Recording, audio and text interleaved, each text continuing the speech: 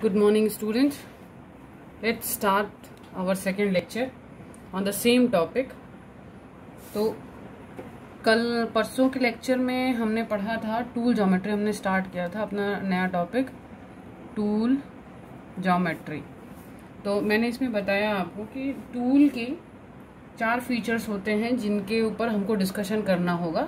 तो first feature was face angle या face surface भी हम कह सकते हैं, जिसको हम रेक सरफेस भी कहते हैं. Rake surface. ओके. सेकेंड होता है हमारे पास में flank surface. Flank surfaces. Third जिसके बारे में हम डिस्कशन करेंगे that will be cutting edges. And fourth जो हमारा डिस्कशन का पॉइंट रहेगा that will be corner. Corner और cutting point. Okay. One by one I will explain you this. तो फर्स्ट फेस सरफेस क्या होता है? कोई भी टूल, जैसे फॉर एग्जाम्पल अगर इस पेंसिल को हम टूल मान करके चलते हैं, है ना, तो ये जो टूल है इसका ये जो पॉइंट है, यहाँ से मान लीजिए हमारा ये टिप है, यहाँ से कटिंग का काम होता है. ओके. तो जब और ये मान लेते हैं कि ये जो दूसरी पेंसिल है हमारे पास, ये हमारा वर्क पीस है. जब ये यहाँ पर ये टूल है और ये वर्क पीस है, इन दोनों को हम इंटरेक्ट करवाते हैं. ठीक है. तो जब दोनों इंटरेक्ट करेंगे तो क्या होगा, ये वाले टिप से इस पेंसिल में कटिंग शुरू हो जाएगी. कटिंग शुरू होगी तो जो छिलका रहेगा, इस पेंसिल के जो चिप्स रहेंगे, जिसको हम छीलन कहते हैं, छिलका कहते हैं, वो क्या होगा, इस फेस के ऊपर से निकलना शुरू हो जाएगा. ठीक है. तो ये जो फेस कहलाता है यही आपका रेक सरफेस कहलाता है, यही फेस सरफेस कहलाता है. ठीक है. फिर सेकेंड पॉइंट क्या है, हमने डिस्कशन करना है हमको फ्लैंक सरफेसेस के बारे में. फ्लैंक सरफेस क्या होता है कि टूल, देखिए अब ये जो मेरे पास में वर्क पीस है, वर्क पीस के बहुत सारे फेस सरफेस हैं. एक ये सरफेस, 2 सरफेस, ये हेक्सागोनल शेप का पेंसिल है तो इसके 6 टोटल सरफेस होंगे. तो ये जिस फेस से टकरा रहा है हमारा टूल, उस सरफेस को हम कहेंगे फ्लैंक सरफेस. ठीक है. उस सरफेस को हम कहेंगे फ्लैंक सरफेस. कटिंग एड्ज क्या? कटिंग एड्ज क्या होती है? आप सेकेंड पॉइंट आपको क्लियर हो गया होगा. फ्लैंक सरफेस मतलब face of a work piece.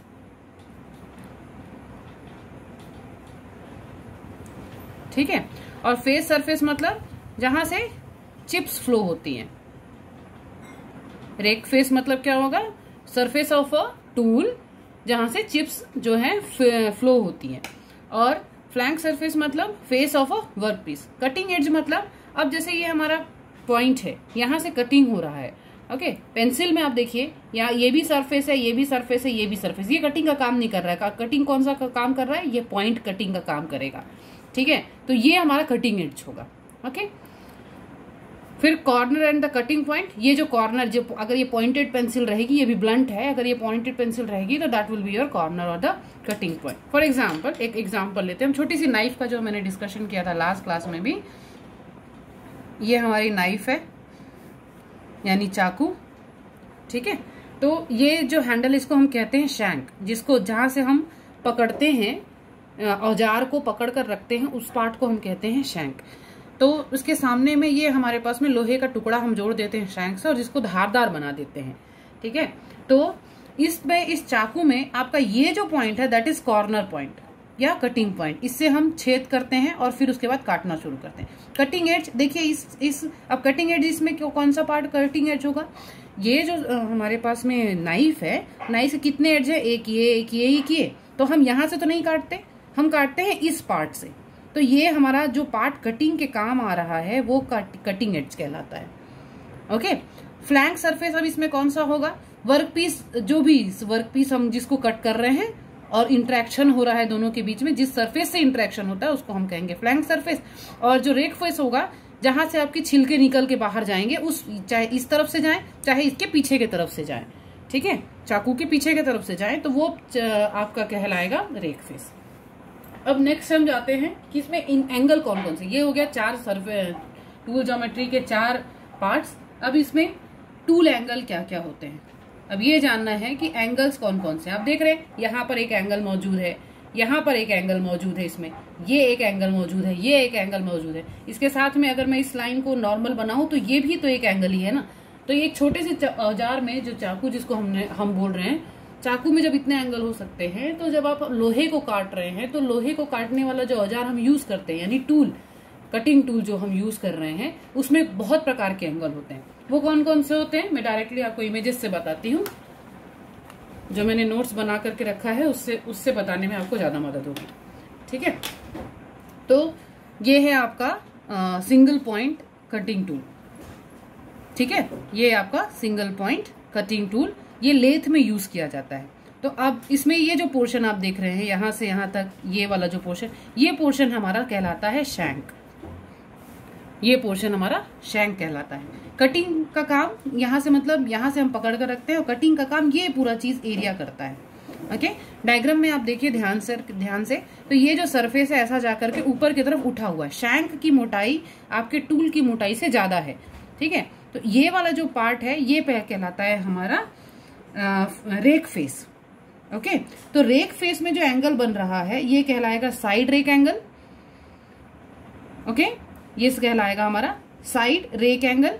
और यहां से जो एंगल बन रहा है, क्योंकि ये तिरछा बनाया मैंने, इसको पैरेलल नहीं बनाया। देखिए अगर मैं आई शुड ड्रॉ रफली, देन मैंने ये टूल भी हो सकता है। ठीक है, डायग्राम ऐसा भी हो सकता है, बट डायग्राम ऐसा नहीं है। ये लाइन जो है तिरछी है, तो अगर इसको मैं नॉर्मल से बना रही हूँ, नॉर्मल लाइन से अगर इसको स्ट्रेट ड्रॉ करती हूँ, तो वहां से बनने वाले एंगल को हम कहेंगे बैक रेक एंगल। और ये कैसे काम करेगा, क्या ये एंगल किस तरह से काम आते हैं, क्या काम आते हैं, वो मैं आपको एक के बाद एक बताऊंगी। पहले एंगल से आप परिचित हो जाइए।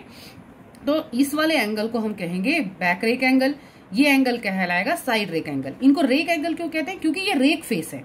ये जो फेस है ये रेक फेस है, तो रेक फेस में बनने वाले साइड एंगल्स को हम कहेंगे साइड रेक एंगल और बैक रेक एंगल। ओके, फिर इसके बाद में यहाँ पर ये भी लाइन आप देखिए तिरछी जा रही है, तो ये हमारा कटिंग एज है। यहां से कट होता है, यहां से कट होता है। ओके, और यहां से भी कट होता है। तो जब यहां से कट होता है तो इस वाले पार्ट में जो दो कटिंग एज आपस में मिल करके जो पॉइंट बनाते हैं उसको हम कहेंगे नोस या नोस रेडियस, या फिर हम कहेंगे कॉर्नर और कटिंग पॉइंट। ठीक है, तो नोस रेडियस कैसे बनता है, दो कटिंग एजेस को आपस में मिलाने से। ठीक है, तो ये कटिंग एज भी टेढ़ी है, जैसे मैंने यहाँ पे आपको बताया कि ये सीधी बन सकती थी मगर टेढ़ी है। तो जब हम इसको नॉर्मल से ड्रॉ कर रहे हैं तो इसको हम कहेंगे एंड कटिंग एज एंगल। ठीक है, एंड कटिंग एज एंगल। फिर यहाँ पर ये भी लाइन टेढ़ा जा रहा है, तो अब इसको नॉर्मल से ड्रॉ किया तो हमने साइड कटिंग एज एंगल। कभी अगर आपकी क्लासेस लगेंगी तो मैं आपको लेथ से, हमारे पास जो लेथ अवेलेबल है उसमें जो टूल लगा हुआ है उसको मैं आपको दिखा करके बेहतर तरीके से और समझाऊंगी, बट फिलहाल आप इस डायग्राम से समझने की कोशिश कीजिए। ठीक है, तो ये एंड कटिंग एज एंगल हो गया, ये ये साइड कटिंग एज एंगल हो गया। ये कटिंग साइड से कट कर रहा है, ये एंड से कट कर रहा है, तो ये साइड कटिंग एज एंगल हो गया। ये जो गैप आपको नजर आ रहा है इसको हम कहेंगे क्लियरेंस और रिलीफ एंगल। रिलीफ मतलब, किसी रिलीफ का हिंदी में अर्थ होता है आजादी, छूट, है ना, छूट दी गई है। यहाँ पर थोड़ा सा एंगल को जानबूझ के ट्विस्ट किया गया है क्योंकि यहाँ पे रेडियस बनाया गया है, तो इसको कहेंगे हम क्लियरेंस एंगल। यहाँ वाले पार्ट में जो छूट दी गई है, ये देखिए यहाँ पर भी रेडियस जैसा है, थोड़ा सा आर्क बना हुआ है, यहाँ पर भी थोड़ा सा आर्क बना हुआ है, तो ये दोनों आर्क जहां पर बनते हैं तो एक को कहते हैं हम क्लियरेंस एंगल, एक को कहेंगे हम साइड रिलीफ एंगल। ठीक है, तो अब इनका इन्फ्लुएंस कैसे होगा। अब आप सोच रहे होंगे ये तीन डायग्राम जो इसके नीचे बने हुए हैं ये क्या है, तो ये आपने ऑर्थोग्राफिक मैंने आपको पढ़ाया है, तो आपको ध्यान होगा कि ऑर्थोग्राफिक में फ्रंट व्यू बनता है, टॉप व्यू बनता है और साइड व्यू बनता है। तो ये उसके फ्रंट व्यू, टॉप व्यू और साइड व्यू, ये है आपका साइड व्यू। ओके, ये पूरा उसका 3D व्यू था। 3D व्यू में सारे एंगल्स को एक एक करके मैंने बताया, एक साथ बताया। यहाँ पर सबसे पहले हम साइड व्यू को देखें तो मैंने जैसे बताया आपको, ये वाला पार्ट कहलाता है शैंक, यहाँ मैंने लिख के रखा हुआ है। फिर यहाँ पर अगर आप साइड से देखेंगे तो आपको सिर्फ दो एंगल दिखाई देगा, बैक रेक एंगल और एंड रिलीफ एंगल। यहाँ से मैंने नॉर्मल लिया तो थीटा ई जो रहता है इसको थीटा ई से डिनोट करते हैं एंड रिलीफ एंगल को, और अल्फा बी से डिनोट करते हैं बैक रेक एंगल को, बैक रेक एंगल। ओके, ये आपको समझ में आ रहा होगा। जो मैं बोल रही थी कि आपको यहाँ पे कर्व है, ये देखिए यहाँ पर साइड से देखने से स्पष्ट रूप से नजर आ रहा है कि यहाँ पे कर्व है। ठीक है, इसके बाद ये जो है यहाँ पर ये टॉप व्यू है। टॉप व्यू में जैसे मैंने बताया कि सारी चीजें टेढ़ी टेढ़ी बनी हुई है कटिंग करने के लिए, ठीक है। तो ये हम CE जो रहता है ये and cutting edge angle, C मतलब कटिंग, E मतलब एंड, CE मतलब एंड कटिंग एज एंगल। यहाँ पर side clearance, side cutting edge angle. फिर ये टॉप व्यू साइड, यहाँ से आप देख रहे हैं ये आपका साइड व्यू था, इस तरफ से देख रहे थे, ये हमारा टॉप व्यू था, और इस तरफ से आप देखेंगे ये साइड व्यू। साइड व्यू में आपको दिखेगा साइड रेक एंगल, ठीक है, साइड रेक एंगल ये वाला, और आपका side relief angle alpha S और थीटा S। ये कैसे अब टूल को इफेक्ट करते हैं, मतलब इन एंगल की क्या उपयोगिता है, इनका इंपॉर्टेंस क्या है, अब ये समझना जरूरी है हमको। तो नेक्स्ट स्टार्ट करते हैं।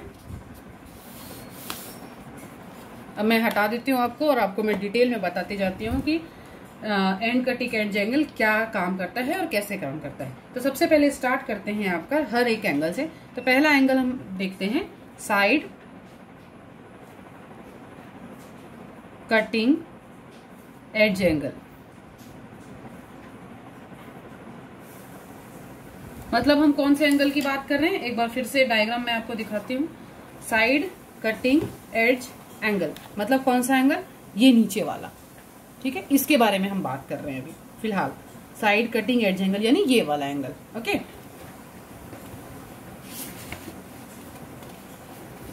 तो साइड कटिंग एज एंगल सबसे पहले ये एंगल बनता किन चीजों के बीच में है, ठीक है। तो ये एंगल बनता है बिटवीन, ये साइन जो मैं बनाती हूं इसका मतलब होता है बिटवीन, ठीक है, ये जो साइन होता है इसका बिटवीन मतलब होता है। तो between side cutting edge and side of tool shank. फिर से एक बार डायग्राम देखिए और क्लियर होगा आपको।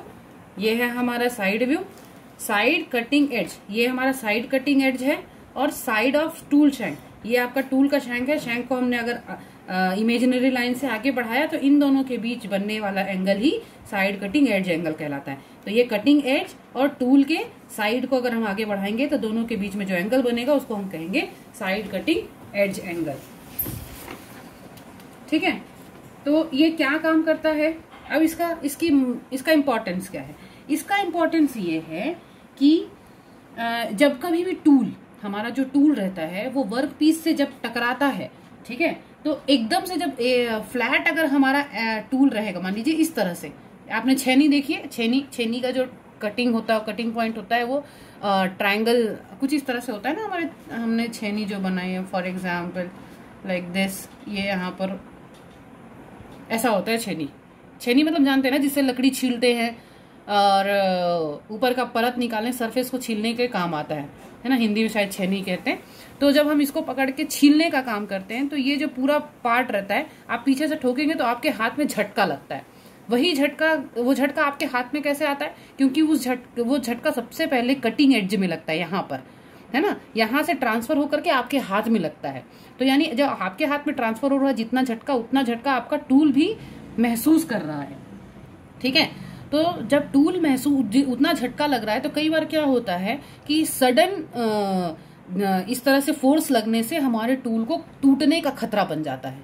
कि कई बार ज्यादा फोर्स लगता है, जब फोर्स की अमाउंट बहुत ज्यादा होती है तो क्या होता है, टूल हमारा टूट जाता है, ठीक है। तो उस टूटने से ऐसा क्षति हमारे टूल को ना पहुंचे बोल करके साइड कटिंग एज एंगल बनाया जाता है। मतलब इट प्रिवेंट्स, अगर हम लोग इंग्लिश में बात कहें तो it prevents the interference as tool enters into the workpiece material,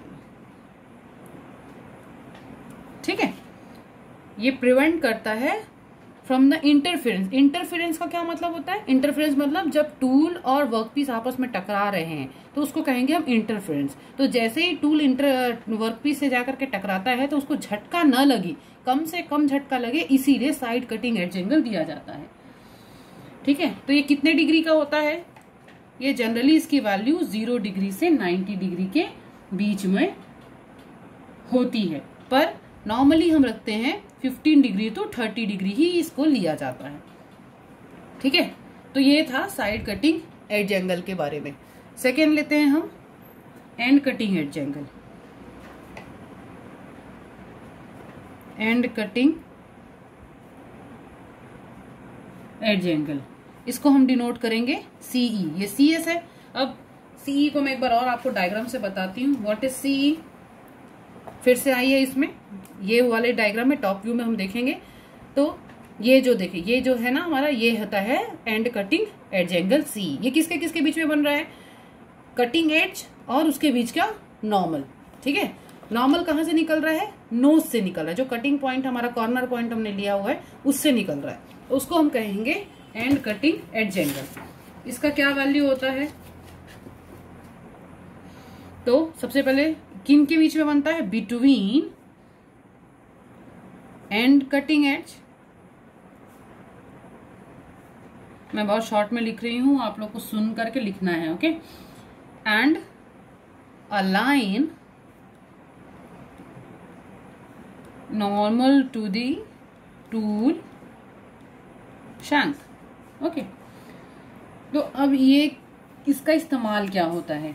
इसका इस्तेमाल होता है कि जो टूल, जब टूल जो रहता है हमारा, ये हमारा टूल माना है हमने, इसको वर्कपीस माना है, तो जब टूल हमारा कटिंग कर रहा है, कटिंग के समय दोनों के बीच में घर्षण कम से कम होना चाहिए। मतलब फ्रिक्शन जो होता है, घर्षण मतलब फ्रिक्शन, फ्रिक्शन जो होता है वो कम से कम होना चाहिए। ठीक है, मतलब देखिए, कहने का मतलब ये है कि कटिंग का काम पूरा का पूरा, हम यहाँ से यहाँ तक जो हमारी पेंसिल छुली, अगर हम इसको टूल माने तो यहाँ से यहाँ तक पूरा हमारा काम आना चाहिए। ठीक है, घिसने के काम, जब आप ड्राइंग बनाते हैं पेंसिल्स में तो आप इस तरह से भी यूज करते हैं।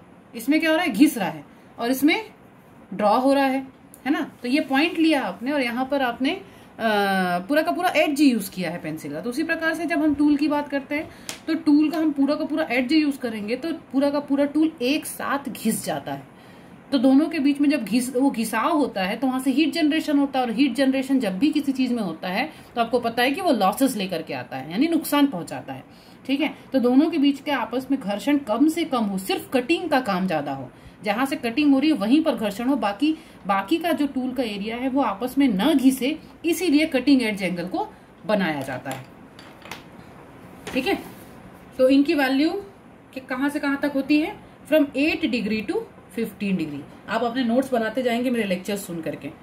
ओके, नाउ थर्ड एंगल है साइड रिलीफ एंगल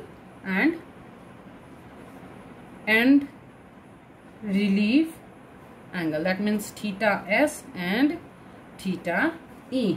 अब इनको फिर से मैं डायग्राम से बताती हूँ कि कौन सा थीटा एस है, कौन सा थीटा ई है। इसके लिए फिर से हम यहाँ आ जाते हैं। थीटा ई मतलब ये वाला पार्ट एंड रिलीफ एंगल, ठीक है, ये वाला पार्ट, और थीटा एस मतलब ये साइड रिलीफ एंगल। ठीक है, ये साइड व्यू से, ये हमने फ्रंट व्यू से देखा था, और ये साइड व्यू से जब हमने देखा तो साइड से हमको साइड रिलीफ एंगल दिखा और फ्रंट से हमको एंड रिलीफ एंगल दिखा। ये किनके बीच बन रहा है देखिए, आपको स्पष्ट नजर आ रहा है यहाँ पर, क्लियर एकदम। ठीक है, तो जो साइड रिलीफ एंगल और थीटा एस और थीटा ई है, ये इसकी रेंज होती है हमेशा 5 to 15 डिग्री। ठीक है, अब इनका क्या काम होता है? इनका काम, इसका भी क्या काम है आप देखिए, फिर से मैं आपको डायग्राम दिखाती हूँ। फिर से डायग्राम देखिए, अगर एंड रिलीफ एंगल नहीं होगा, ये एंगल अगर नहीं होगा तो इसका मतलब क्या होगा कि ये सरफेस सीधा हो जाएगा। अगर आप इस लाइन को भूल जाइए तो ये कैसा हो जाएगा? फिर यूं इस तरह से और सीधा, अगर ये हो जाएगा मान लीजिए। ठीक है, अगर ये ऐसा हो जाता है और ये एंगल 0 हो जाता है तो क्या होगा? जब हम कटिंग करेंगे तो ये पूरा का पूरा सरफेस आएगा। तो वही बात, जो चीज यहाँ पर हो रहा था कि एंड कटिंग एज एंगल क्या कर रहा था? दोनों को घर्षण करने से रोक रहा था साइड से। ठीक है, साइड से, तो ये भी एंड से इसको घर्षण करने से रोक रहा है। जब हम इसको टेढ़ा बना देंगे तो यहाँ पर सिर्फ ये पॉइंट कट करेगा, ना कि ये पूरा सरफेस जो है आपस में घिसने से बच जाएगा। किससे घिसने से? वर्कपीस से घिसने से। ठीक है, अब साइड रिलीफ एंगल का क्या काम है? साइड रिलीफ एंगल मतलब ये वाला एंगल है ना, ये साइड रिलीफ एंगल मतलब जब अब हमने ये नीचे वाला पोर्शन टेढ़ा बनाया ताकि एंड रिलीफ एंगल हो, मतलब ताकि नीचे की तरफ घर्षण कम हो। ये देखिए, ये वाला जो एंगल दिख रहा है आपको, ये यहाँ से घर्षण कम हो, इस तरफ से घर्षण कम हो बोल करके एंड कटिंग एज एंगल बनाया। साइड से घर्षण कम हो इसलिए हमने साइड यहाँ पे साइड रिलीफ एंगल बनाया है। ठीक है, इस तरफ से घर्षण कम हो, तो तीनों तरफ से हम इसको प्रोटेक्ट करते हैं। तो घर्षण कम करने के लिए 3 एंगल का इस्तेमाल होता है, एंड कटिंग एज एंगल का, एंड रिलीफ एंगल का और साइड रिलीफ एंगल का। ठीक है, ये 3 तरफ से घर्षण को कम करने में मदद करते हैं। ठीक है, तो ये हो गए 3 एंगल आपके, जिनकी वैल्यू 5 to 15 डिग्री के बीच में होती है। नाउ 4th एंगल जो जिसके बारे में बात करेंगे, back rake angle and side rake angle, मतलब theta B back rake angle, theta S यानी साइड रेक एंगल। अब देखिए, अब आपको लगेगा कि 3 एंगल तो घर्षण कम करने के लिए इस्तेमाल हो गए, है ना, side cut and cutting edge angle, side relief angle और एंड रिलीफ एंगल। इनका काम है इंटरफियरेंस को भी रोकना, है ना। साइड कटिंग एज एंगल हो गया, एंड कटिंग एज एंगल हो गया, side relief angle, and relief angle. अब कटिंग तो हो ही रही है, कटिंग, क्योंकि cutting edge angle, cutting edge से हम कटिंग का काम कर रहे हैं, काटने का काम कर रहे हैं। अब बच रहा है हमारे पास में 2 एंगल, बैक रेक एंगल और साइड रेक एंगल। ये क्या चीज होती है, जब कटिंग होती है ना, जैसे ये पेंसिल है और इसको अगर मैं किसी कटर के अंदर में, शार्पनर के अंदर में शार्प करूंगी तो छिलका ऊपर की तरफ आता है। आप सभी के पास में है शार्पनर, छिलका ऊपर की तरफ में आता है, राउंड राउंड राउंड राउंड होता जाता है। ठीक है, तो वो क्या है, कंटिन्यूअस चिप है। ठीक है, वो एक तरह का कंटिन्यूअस चिप है। मैंने पिछले क्लास में आपको 3 प्रकार के चिप्स पढ़ाए थे, कंटिन्यूअस, डिसकंटिन्यूअस और एक continuous with built up edge. ठीक है, तो जब कंटिन्यूअस चिप बनता जाता है, ठीक है, वो कैसे बन रहा है, वो बाहर अगर मान लीजिए शार्पनर के अंदर ही वो निकलेगा तो आपका शार्पनर जाम हो जाएगा, कटिंग करने का काम खत्म कर देगा, है ना। एक पॉइंट आएगा कि वो पूरा का पूरा जाम हो जाएगा और आपकी पेंसिल वहां एंटर नहीं कर पाएगी अगर हमारा छिलका अंदर ही निकलता रहेगा। तो उसको निकलने के लिए ऊपर के लिए एक स्पेस बनाया गया है कि हम छीलें तो वो ऊपर की तरफ आता चला जाए, है ना। तो वो क्यों बनाया गया है, ताकि चिप फ्लो, जो इसका चिप रहेगा यानी छिलका जो निकल रहा है उसकी फ्लो जो है स्मूथ होनी चाहिए, इंटरप्टेड नहीं होनी चाहिए। तो यहाँ पर भी जो ये बैक रेक एंगल और साइड रेक एंगल है, ये हमारे स्मूथ चिप फ्लो के लिए इस्तेमाल किया जाता है। दोनों का काम यह है ताकि साइड से भी फ्लो हो, जो चिप अगर फ्लो हो रहा है तो साइड से भी हो अच्छे तरीके से, और उसके सामने से भी हो।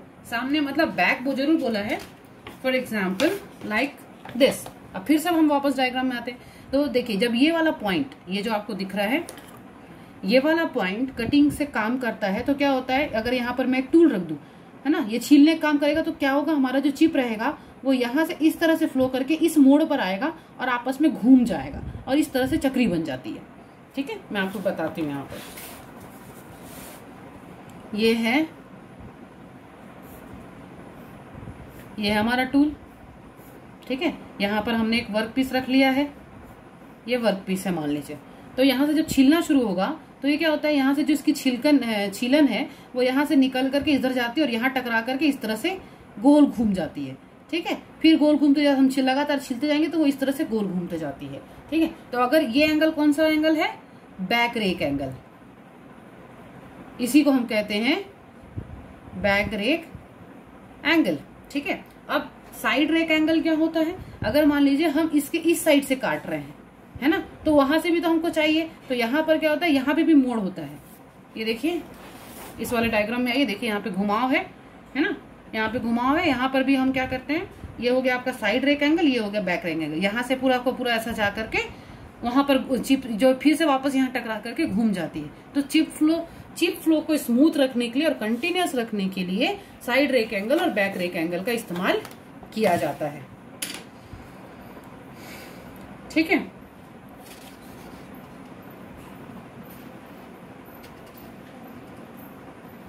इसके अलावा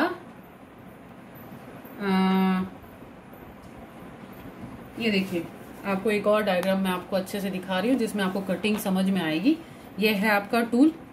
ठीक है, ये है आपका टूल और ये है वर्क पीस।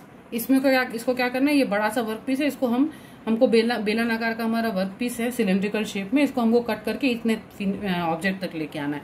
तो इस तरह से इंटरेक्शन होता है। तो अगर ये सब एंगल आपस में नहीं होंगे ना, तो ये क्या होगा, जब दोनों का इंटरफेरेंस होगा तो इतने फोर्स की वजह से ये नोक टूट सकती है। तो इस नोक को हम बचाए रखें ताकि आसानी से हमारा कटिंग प्रोसेस हो सके, बोल करके हमको ये पूरी की पूरी टूल ज्योमेट्री पढ़नी पड़ती है। ठीक है, तो ये हो गया हमारा, ये भी डायग्राम देख लीजिए आप लोग अच्छे से। ये हो गया हमारा शैंक, ओके, ये हो गया फेस, ये हो गया फ्लैंक, ये पॉइंट हो गया हमारा कॉर्नर, और ये ऑक्सिलरी कटिंग एज। कटिंग का काम कौन सा करता है, ये वाला पोर्शन और ये वाला पोर्शन करता है।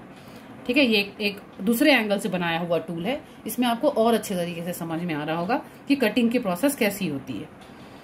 ठीक है, इसके अलावा एक और टॉपिक है इसमें रेक एंगल में ही, ये जो बैक रेक एंगल और साइड रेक एंगल जो मैंने आपको पढ़ाया है, इसमें एक और टॉपिक आपका है negative rake angle, negative rake angle and positive rake angle.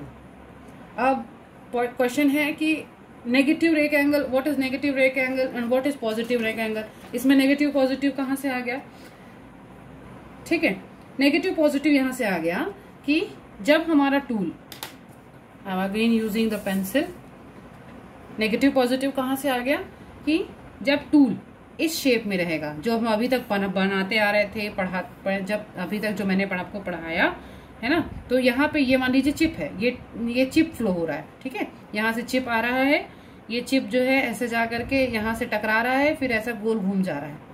समझ में आ रहा है सबको। जैसे फॉर एग्जाम्पल ये हो गया पेंसिल वाला और ये हो गया मेरा चिप। ठीक है, घूमना शुरू हो रहा है, तो ये इस तरफ से घूम रहे हैं, है ना, और ये हमारा नीचे की तरफ झुका हुआ है। तो इस वाले एंगल को हम कहेंगे पॉजिटिव रेक एंगल। अब इसमें नेगेटिव रेक एंगल क्या हो जाएगा, नेगेटिव रेक एंगल में इस तरह से रहेगा, ये जब नीचे की तरफ बन रहा है तो इसको कहेंगे पॉजिटिव रेक एंगल, है ना। अब ये इस तरफ बनेगा तो ये कहेंगे, इसको हम कहेंगे नेगेटिव रेक एंगल। अब यहां पर जब चिप आएगा, अब जब यहां पर चिप आएगा तो ये भी गोल यहां से टकरा करके गोल घूमेगा। सेम प्रोसेस है, सेम प्रोसेस है, मगर यहां पर क्या हो रहा है, जो ये वाला पार्ट है ये नीचे की तरफ झुका हुआ है, एंगल आपको इस तरफ मिल रहा है, और यहाँ पर एंगल इस तरफ मिल रहा है। तो जब इस तरफ झुके रहेगा तो इसको हम कहेंगे पॉजिटिव, और जब इस तरह से झुका रहेगा तो इसको हम कहेंगे नेगेटिव। अब इन दोनों का मतलब क्या है, कब पॉजिटिव रखना है, कब नेगेटिव रखना है। तो पॉजिटिव रेक एंगल हमको तब रखना पड़ता है जब हमको मशीनिंग करनी है ferrous and non ferrous material. Ferrous मतलब जिनमें आयरन के कंटेंट होते हैं, वो मटेरियल जिनमें स्ट्रेंथ कम होती है, जिनकी स्ट्रेंथ कम होती है, वैसे पार्ट को कट करने के लिए हमको पॉजिटिव रेक एंगल की जरूरत पड़ती है। ठीक है, साथ ही साथ जिनकी पहले तो स्ट्रेंथ कम होनी चाहिए, दूसरा हमको पावर कम लगे, है ना, पावर कम लगे, और